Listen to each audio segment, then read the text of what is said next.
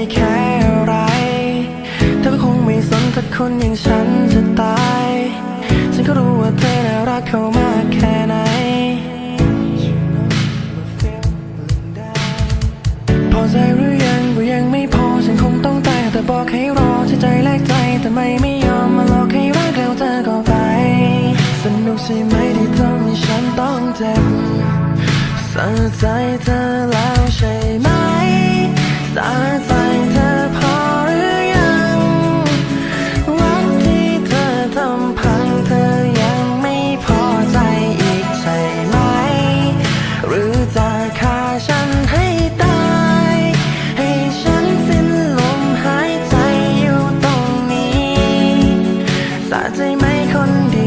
ด้วยวิธีที่เธอต้องการ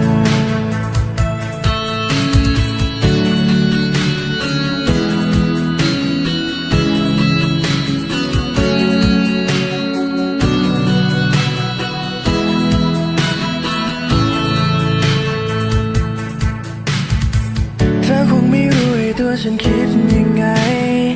เธอคงไม่สนถ้าตัวฉันต้องฟูมไฟเธอคงไม่มองลงมาตรงนี้ใช่ไหม Girl โทษทีอยู่ตรงนี้ไม่เป็นไรมา dream tonight will hold you down ตอนแรกถึงว่าเขาไม่ดีหลังจะพูดคำนี้แล้วเธอหายไปไหนแย่ที่ฉันจำมันมาตลอดบีบบังคับให้ต้องแพ้จากคำพูดที่เธอบอกเธอทำให้มีความสุขคนจะอยู่ไหมเป็นคำถามสุดท้ายที่จะถามฉันทำได้เพียงแค่มองไปจนอ่อนไหนและเก็บภาพเธอไปนับฝัน ใช่ไหม